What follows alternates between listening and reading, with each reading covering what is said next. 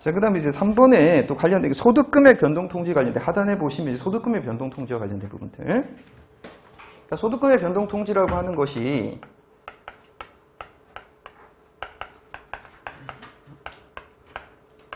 네, 이렇게 되는 거죠. 예를 들면 이제 송금불산입, 네, 증빙불비, 뭐 비용, 이제 상여처분, 뭐 예를 들면 여기 이제 증빙불비 1억. 그러니까 1억에 해당되는 송금불산입이 되니까 결국 이제 법인세 과세 표준을, 그러니까 우리가 소득금액 변동통지 딴 게 아니라 과세관청이 세무조사를 해서 세무조정 상황을 통보를 하는 거예요. 그러니까 과세 표준이 1억에 해당되는 부분이 업 되겠죠? 상여는 이제 대표자의 예를 들면 이제 근로소득이 1억 이렇게 업 되는 거잖아요. 그렇죠? 그럼 이제 이해관계인이 얘도 법인세도 이해관계인이 될 수 있을 것 같고, 그다음에 대표자도 이해관계인이 될 수 있을 것 같은데, 이게 이제 각종 뭐 불복이라든지 경정 청구했을 때 약간 성격이 좀 다를 수가 있다. 그런 것들이 정리가 되어 있습니다. 자, 그래서 소득금액 변동통지서를 받으면 여기 근로소득 1억에 대해서 뭘 해야 돼요? 일단 첫 번째 원천징수 신고를 해야 될 거 아닙니까? 원천징수 신고. 그렇죠? 원천징수 신고. 소득금액 변동통지가 예를 들면 24년 7월 3일에 있었다. 가정이 왜 7월 3일? 그럼 언제까지 하면 되죠? 원천징수는 24년 8월 10일까지 이렇게 하시면 되는 거죠. 그렇죠? 네. 자, 그 내용이 첫 번째가 나와 있고, 그 다음 2-16페이지에 보시면 그 기속자에 대한 소득세 신고 납부 의무다.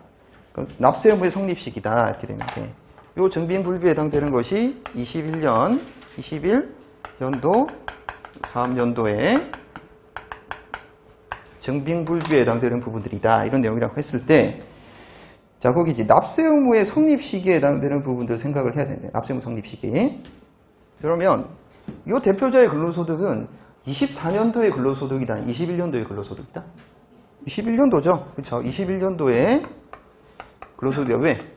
21년 사업연도에 증빙불비에 해당되는 부분이니까 법인의 해당 사업연도 중에 근로를 제공한 날이 그때 있을 거 아니에요. 왜냐하면 이게 대표자라고 하더라도 24년도에는 회의에서 안 다닐 수도 있어요. CEO가 아닐 수도 있습니다. 근데 21년도에 그때 CEO에다가 적용하는 거기 때문에, 자, 그래서 거기 배당 기타 소득은 사업연도 결산 확정일, 상여는 해당 사업연도 근로를 제공한 날, 이렇게 되는 거죠.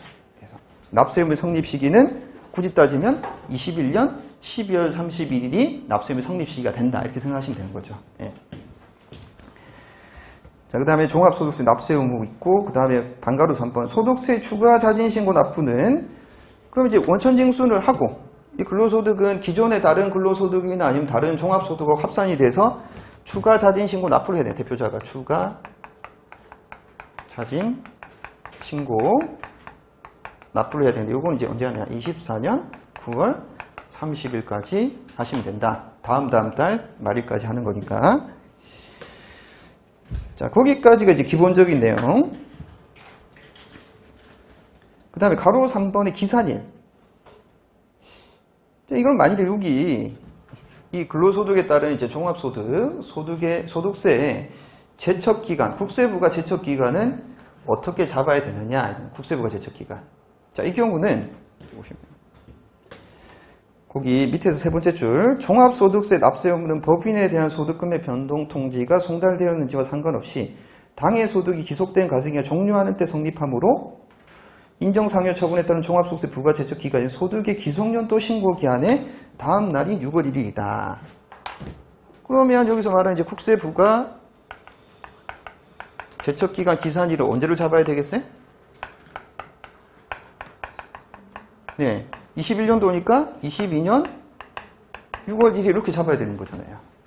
다음 연도, 예, 신고기한 다음 날이, 기속연도 신고기한 다음 날이니까.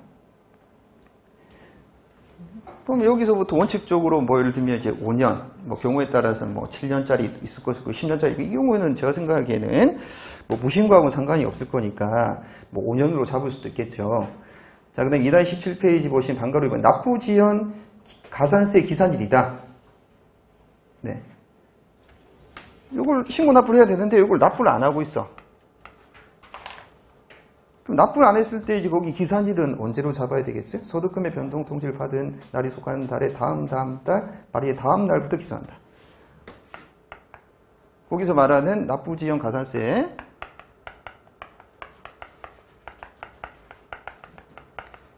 기산일을 언제 잡냐? 요 날까지 해야 되는데 안 됐잖아요. 24년 10월 1일부터 기산이 되면 되겠다. 이렇게 생각하시면 되는 거죠. 예. 자, 그 다음에 반거로 3번. 경정청구의 기산일인데, 경정청구. 종합소득금의 확정신고 기한이 지난 후에 소득 처분에 의해 소득금의 변동이 발생한 케이스잖아요. 이게 대표적인 게 세무조사 같은 것들을 통해 가지고 발생하는 거예요. 추가신고 납부하는 경우에는 경정청구 기간은 추가신고 자진 납부 기한의 다음 날부터 한다. 그러면 이 경우에 경정청구의 기산일은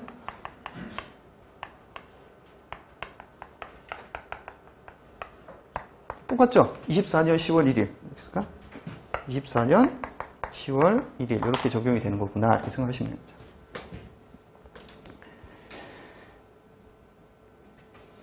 자, 그 다음에 뭐 연말정산 이순의 법인세법에 의해 상회로 처분된 금액의 소득금의 변동. 이거는 이제 세무조사하고 상관없이 연말정산을 해보니까 법인세 신고하려고 하니 소득금의 변동 통지가 발생한다. 그 경우에는 지급명세를 제출한 경우 경정청구기간 소득금의 변동 통지 등에 따른 소득세 납부 기한에 다음 날부터 기산이 된다. 예, 그렇게 돼 있죠.